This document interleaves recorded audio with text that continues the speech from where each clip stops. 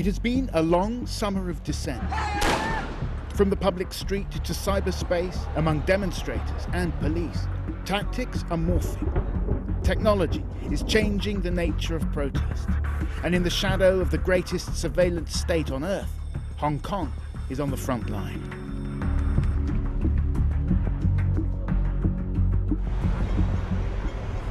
On a street corner in Kowloon, they're burning joss paper, traditional prayers at a vigil against police violence.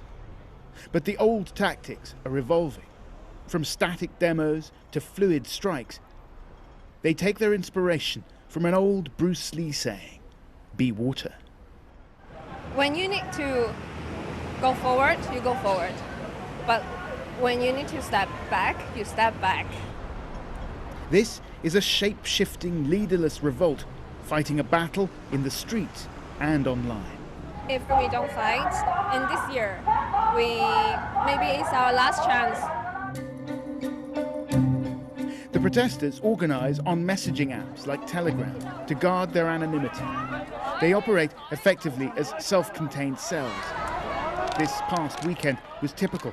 Some hand out umbrellas or bottles of water, others bring medical supplies or saline solution to wash out tear-gassed eyes. The key thing is, there's no central control. So you don't have to know each other. As long as you have the same goal, you have the same objective, people get together to do the right thing. We don't have to get a very solid organization though, so you won't get bust easily. Front lines ebb and flow. Demos pop up in locations across the city. It's the essence of Be Water. Their targets are often police or government buildings, and where they once came armed only with slogans, now they have bricks and Molotov cocktails. There are no leaders here, there's no hierarchy. It's all completely self-organizing. So it doesn't matter how much tear gas they fire, how many arrests they make. It's very difficult for the police to deal with this. The police are often left fighting an analog battle in a digital age. Sure, they have superior firepower, tear gas, rubber bullets and water cannon.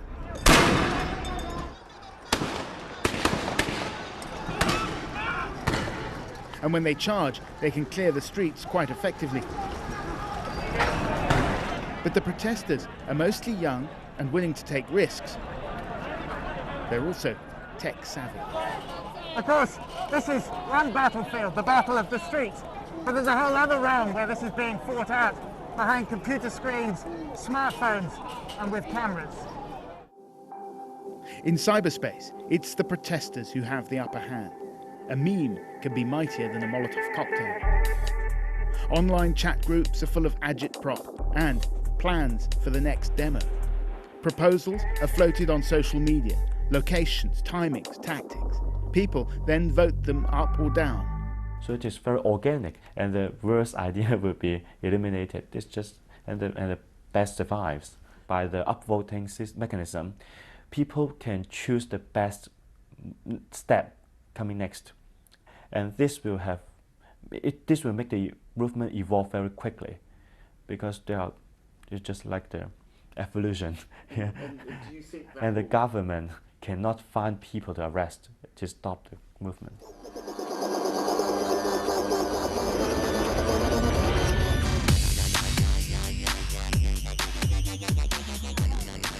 But the protesters also fear that technology is being used against them.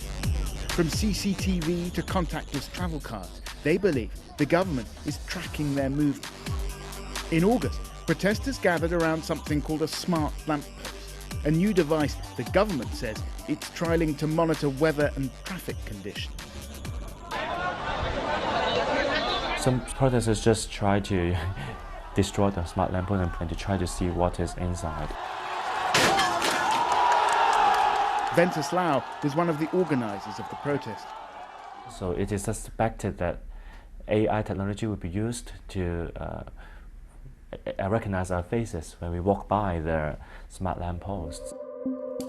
Mr. Lau was arrested 24 hours after our interview and held without charge for 2 days.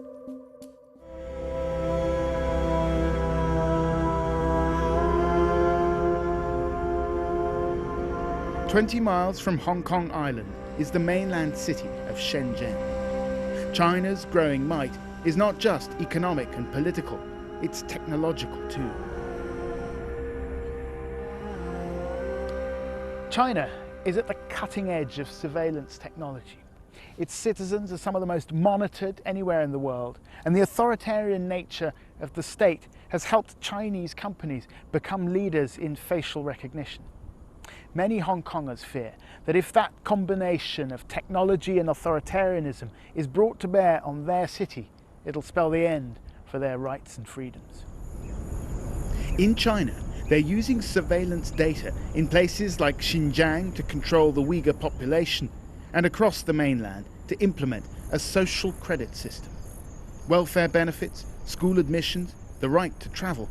Citizens can have privileges granted or taken away according to their observed behaviour.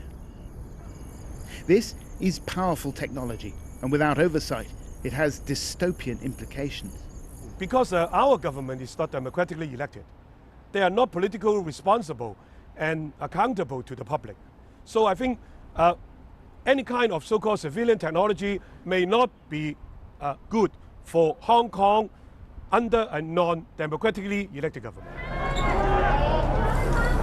This, then, is why the protesters are so careful to conceal their identities.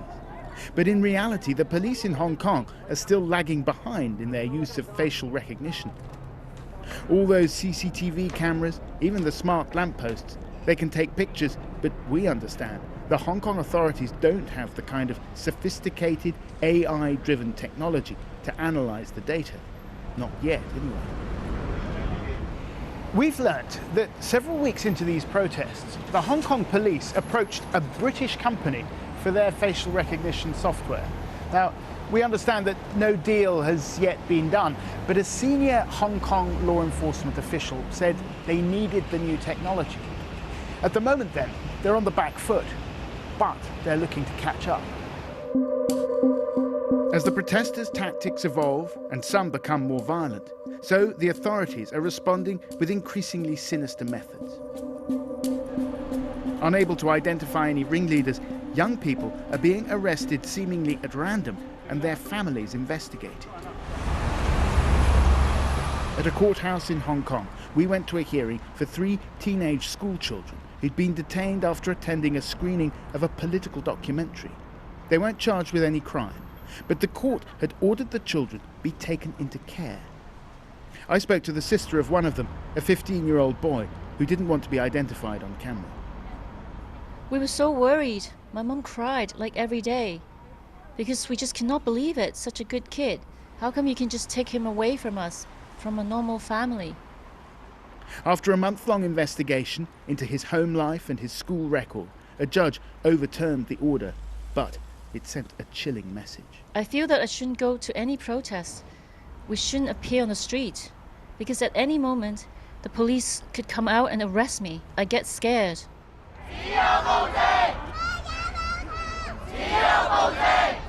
All of this hasn't stopped huge numbers of people coming out in weekly, peaceful demonstrations. In fact, it's fueling the protests. For now, it seems the Hong Kong authorities are having to rely on their allies in Beijing for help with monitoring and surveillance. I have it from a good source who should be in a position to know that among these crowds there will be mainland Chinese agents. Everyone films on their mobile phones, so will they be. And they'll be taking that footage, they'll be feeding it through their own facial recognition software, and then they'll be feeding that information back to the Hong Kong police. Well, of course, mainland is a very big hand. They have very big gun. They are not just demonstrating that force towards Hong Kong, but to the world. Well, I think the Pandora box is open, and people are more aware of their rights. Likewise, people is now very alert to their own privacy. So people are protecting their life, their job, their freedom, and their free will.